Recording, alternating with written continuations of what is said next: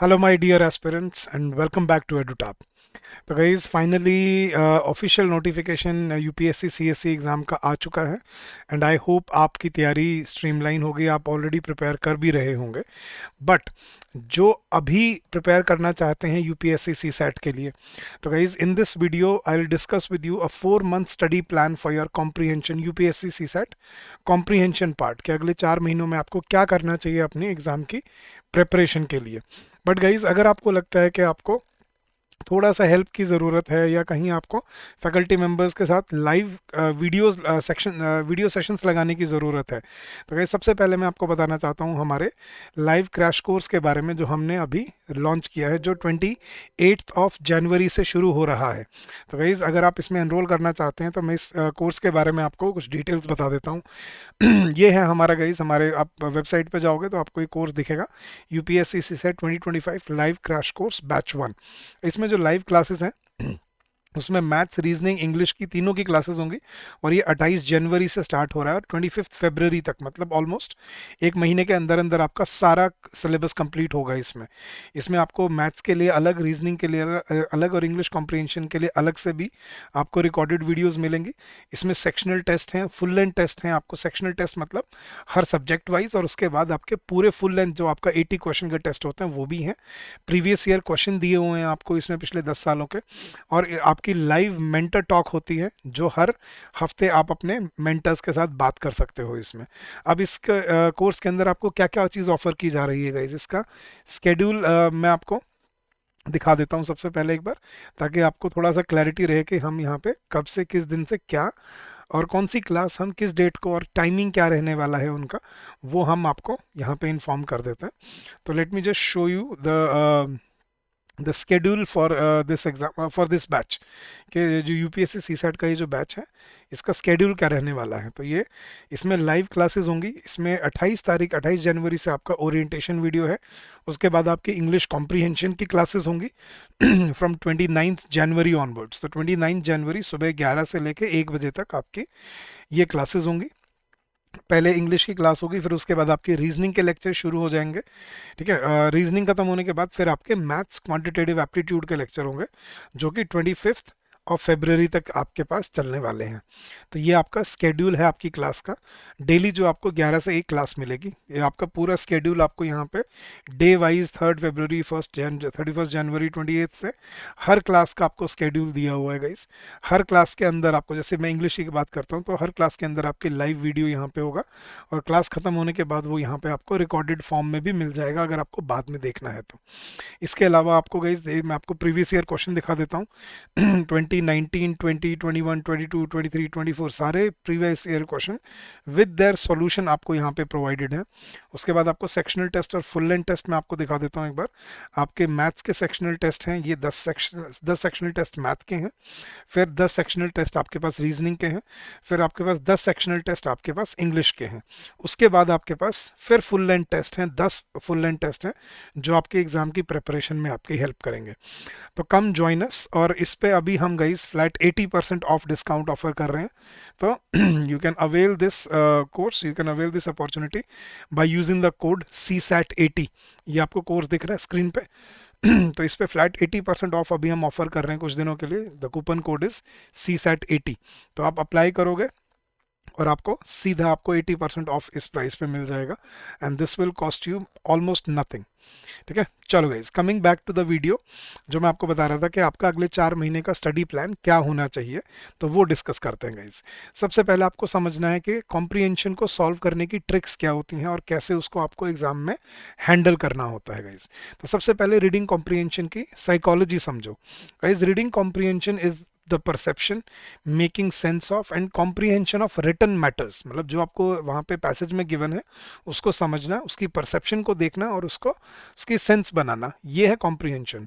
In more clear words it is to cognize in all respects the information, feelings and the thoughts that are desired to be transmitted as they are without having caused any misunderstanding in its course. तो जो author कहना चाहता है वही बात आप तक पहुंचे, इसी को कॉम्प्रिहेंशन या एनालिटिकल स्किल्स बोलते हैं. Since reading comprehension requires effective utilization of cognitive structure, cognitive hypothesis focus more on the perceptive skills. आपकी perception देखी जाती है reading comprehension में. आपकी perceptive skills, memory and the strategies required to perform mental operations, इन चीज़ों पे आपको comprehension में टेस्ट किया जाता है. तो क्या चीज़ें हैं जो आपको सीखनी होती हैं comprehension में? How to read between the lines, something that is not even explicitly mentioned in the passage, but you should be able to imply it. Then infer and collate information from the passage and to be able to get to the right conclusion, to analyze and rationally eliminate incorrect options in your questions and to have efficiency and accuracy, क्योंकि इसमें negative marking भी होती है. Guys, तो ये सब चीज़ें हम कोर्स में आपको डिटेल में समझाने वाले हैं, कैसे इसको अप्रोच करना है, कैसे प्रैक्टिस करना है. बट अगर आप खुद से तैयारी कर रहे हो तो मेरे पास आपके लिए एक प्लान है जो आप फॉलो कर सकते हो. सबसे पहले गाइस, कौन से टॉपिक्स हैं जो ज़रूर आपको प्रैक्टिस करने चाहिए आपके एग्जाम के लिए? Inference based questions, assumption based questions, corollary based questions, implication based questions, conclusion based questions. ये 5 टाइप्स हैं जो आपको ज़रूर प्रैक्टिस करनी चाहिए अपने एग्जाम के लिए. फिर फैक्चुअल क्वेश्चन जो आपसे पूछे जाते हैं, प्रीवियस ईयर क्वेश्चन ज़रूर आपको कवर करने चाहिए. They are the best source to prepare for this exam, relevant question के लिए. और मिसलेनियस प्रैक्टिस क्वेश्चन भी बहुत ज़रूरी है. और मॉक टेस्ट ज़रूर प्रैक्टिस करना गाइज, क्योंकि उसके बिना आपका एग्जाम टाइम सिमुलेशन आप नहीं फॉलो कर पाओगे. नाउ आपका क्या वीकली प्लान होना चाहिए, अब मैं आप उसकी बात करता हूँ गाइस. वीक 1 में you need to get to understand what is comprehension, कि कॉम्प्रिहेंशन क्या होता है, उसको कैसे समझा जाता है, कैसे पढ़ा जाता है. सेकंड वीक में आपको डेवलप करनी होती है अपनी एलिमिनेशन मेथड, जिससे आप एलिमिनेट करके अपने सही ऑप्शन तक पहुंच पाओ. फिर थर्ड वीक में आपको इन्फ्रेंस बेस्ड क्वेश्चन प्रैक्टिस करने चाहिए.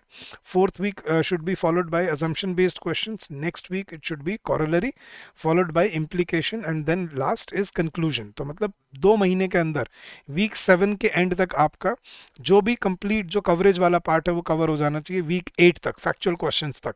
तो मतलब अगर मैं डेली अगर मैं आधा घंटा 1 घंटा भी बोलूँ, आधा घंटा मान के चलो, क्योंकि आपके पास अपना पेपर 2 मेन जो पेपर है उसको भी तैयार करना है, बट ये जो CSAT का पेपर है आप इसको बिल्कुल नहीं छोड़ सकते. तो आधा घंटा भी अगर आप डेली देते हो तो आप 2 वीक में सारा पार्ट कवर कर सकते हो. फिर 9th वीक मतलब आपका जो थर्ड मंथ स्टार्ट होगा, अभी जनवरी चल रहा है, फरवरी, मार्च के बाद अप्रैल जब स्टार्ट होगा, क्योंकि 25 मई को आपका पेपर है, आपको डेट पता ही है, राइट. तो जब आपका मार्च अप्रैल का मंथ शुरू होगा तो आपको लेवल 1 पैसेजेस प्रैक्टिस करना शुरू कर देना चाहिए. फिर 10th वीक में आपका अगले हफ्ते में आपका लेवल 2 और level 3 passages in the next week.